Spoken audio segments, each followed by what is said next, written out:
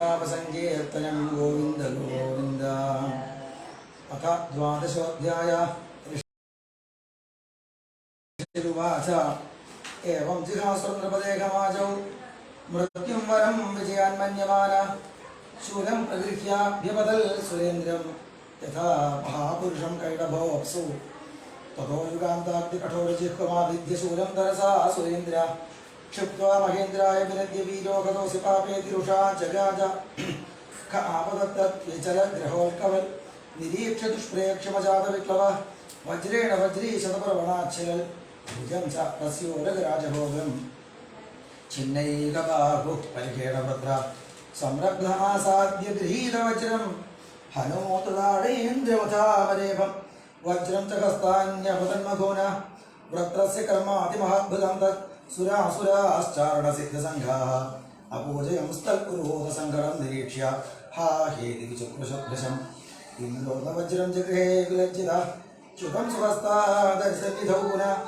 तवाह वृत्रो हरात्तवज्रो जहि स्वशत्रुं न विषादगार युत्सदां कुत्रचित् आतदायिनां जयः सदैकत्रदवै पराल्पनं विनैकमुत्पत्तिलयस्थितीश्वरम् सर्वज्ञवाद्यं पुरुषं सनातनं लोकाः सबालायस्य मे श्वसन्ति विवशावशे द्विजात्यवशिषाबद्धा सकालयः कारणम् ओजस्सहोबलं प्राणमृतं मृत्युमेव च तमज्ञाय जनोकेतुमात्मानं मन्यते जगत् यथा दारुमयी नारी यथा यन्त्रमयो मृगः एवं भूतानि भगवन्नेशतन्त्राणि विद्धि भोः पुरुषप्रकृतिर्व्यक्तमात्मा भूतेन्द्रियाशयाः चक्रवन्द्यस्य सर्गादो न विनायुधनुग्रहात् अविद्वानेवमात्मानं मन्यते अनीशमेश्वरं भूतैः सरिति भूतानि क्रसते तानि तैः स्वयम् आयुश्रीकीर्तिरैश्वर्यमाशुषः पुरुषस्य याः भवन्त्यभिक्तकाले यथा निच्छोर्पविर्याः तस्मात्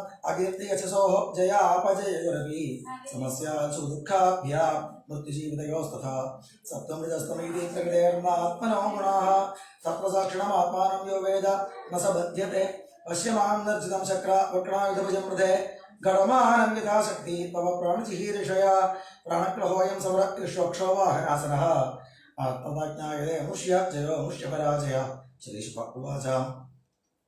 इन्द्रो वृत्रौ च श्रुत्वा गताळीकमपूजयन् गृहीतवज्रप्रगसंस्तमाः कथविस्मयः इन्द्र उवाच अहो दानव सिद्धोऽसि यस्य ते मदीषि भक्तः आत्मानं सुकृतं जगदीश्वरं भवानदार्षि मायां वै वैष्णवीं जनमोहिनीं यद्विहाय असुरं भावं महापुरुषतां कृता खड्विदं महदाश्चर्यं यद्यश प्रकृतेस्तव वासुदेवे भगवति सत्त्वात्मनि दृढामतिः यस्य भक्तिर्भगवती हरौ निःश्रेयसेश्वरे विक्रीडतो मृतां बोधौ किं क्षुद्रय्ये घातको दिवेहि श्रीशुक उवाच इति ब्रुवाणावन्योन्यं धर्मजिज्ञासया नृप युधादे महावीर्या वृत्र इन्द्रवृत्रौ युधाम्पति आविध्यपरिघं वृत्र कार्ष्णाय समरिन्दमा इन्द्राय प्रागणोद्घोरं वामहस्तेन मायुषा सदुवृत्रस्य करिघं परिघं करं च गणभोपमं चिच्छेद युगदेवो वज्रेण शतपर्वणा दोर्भ्याम् उत्कृतमूलाभ्यां बभूरकस्रवोऽसुर छिन्नपक्षो यथा गोत्र खाल्पृष्टो वज्रनाखतः कृत्वाधरां हनं भूमौ दैत्यो दिव्युत्तरां हनं नभो गम्भीरवक्त्रेण लेलिघोल्पणजिह्वया दंष्ट्राभिकावलगर्भाभिग्रसन्निव जगत्त्रयम् अतिमात्रमहाकाय आक्षेपं स्तरसा गिरीन् गिरिराट्पादचारी वा पद्यान्तर्जरयन् महीं जग्रासा ससमासाद्या वज्रनं सहवाहनं महाप्राणो महावीर्यो महासर्पैव दिवत् वृत्रकृतं तमानुक्ष्य स प्रजापतिसुराः हा कष्टम् इति निर्विण्णाश्चुक्रुषु समहर्षयः निकीर्णोऽप्यसुरेन्द्रेण नममारोदनं गतः महापुरुषसन्नद्धो योगमायाबलेन च भित्त्वा वज्रेण तत्कुक्षिं निष्कर्म्य बलभित्तिभुः उच्चकर्तशिरशत्रोः गिरिशृङ्गमिवौजसा वज्रस्तु तल्कन्धरमाशुवेग क्रन्दन् समन्दाल् परिवर्तमान न्यवातयत्तावदहर्गणेन यो ज्योतिषामयनेव प्रहत्ये तदा चखे दुन्दुभयो दिवेदो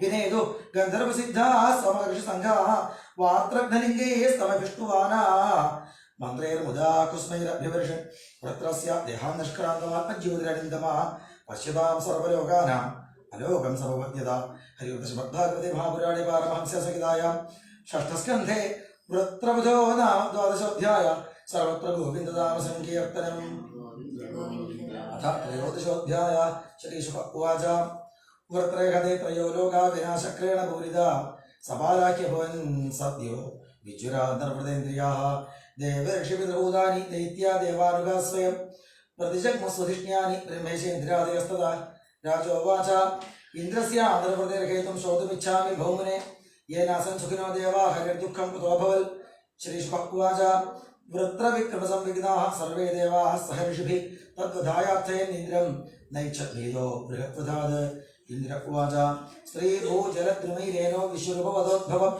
विभक्तमनुगृह्णद्भिः वृत्रहत्या क्वमार्ज्ञः श्रीशुक उवाच ऋषयस्तदुवागर्ण्या महेन्द्रमिदमब्रुवन् याजयिष्यामभद्रं ते हयमेधेनमास्मभिः हयमेधेन पुरुषं परमात्मानमीश्वरम् इष्ट्वा नारायणं देवं मोक्षसेवी जगत्प्रधात् ब्रह्मापितृगो मातृः आचार्यः भगवान् श्वादः कुल्कसुगोपापि शुद्धेरन्यस्य कीर्तनात् तमश्वमेधेन महामखेन श्रद्धान्वितोऽस्माभिरनुष्ठितेन हत्वा विसब्रह्मचराचरं त्वं न लिप्यसे किं खलु निग्रहेण श्रीशुक उवाच एवं संजोतो विप्रेयर्मरित्वा न हरत्रिभुं ब्रह्महत्याः ते तस्मिन्नाससाद वृषणाकविं तैन्द्रस्मासगत्तापं निर्वृतिर्नाममाविशत् श्रीमन्तं वाच्यतां प्राप्तं सुखेन्दिनो गुणाः तां ददृशानुधावन्तीं चाण्डाळीमिव रूपिणीं जर्या वेपमानाङ्गीं यक्ष्मग्रस्तामसर्पणां विकीतिपरितं केशान् तिष्ठतिष्ठेति भाषिणीं मीनगन्ध्यासुगन्धेन कुर्वतीं मार्गदूषणं नभोगतो दिशः सर्वाः सहस्राक्षो विशाम्पदे प्रागुदीचीन्द्रसन्तूर्णं प्रविष्टो द्रव मानसम् स आवसर् पुष्करनाळबन्धून् अलब्धभोगो यदिहाब्धिदूता वर्षाणि सहस्रमरक्षितोऽन्तः स चिन्तयन् ब्रह्मवधात् विमोक्षं तावत् त्रिनागं नकुशशशास विद्यातपो योगबलानुभावात् स सम्पदैश्वर्यमुदान्धबुद्धिः नीतस्थिरश्चां गतिम् इन्द्रपत्न्याः ततो गतो ब्रह्मगिरो बहूत कर्तं भरध्यानतिवारदाघ पापस्तु दिग्देवतया हृदौजास्तां नाभ्यभूवदृतं विष्णुपत्न्यां तं च ब्रह्मर्षियो भेत्या हयमेधेन भारत यथावद्दीक्षया चक्रो पुरुषाराधनेन च अथेज्यमाने पुरुषे सर्वदेवमयात्मनि अश्वमेधे महेन्द्रेण वितते ब्रह्मवादिभिः स वै त्वाक्रोधो भूयानपि पापचयो नृपा नीतस्तेनैव शून्याय निहार इव भानुना स वाजिमेधेन यथोदितेन विधायमानेन मरीचिं श्रैः इष्ट्वाधियज्ञं पुरुषं पुराणमिन्द्रो महानास विधूतभाव इदं महाख्यानमशेषपात्मनां प्रक्षालनं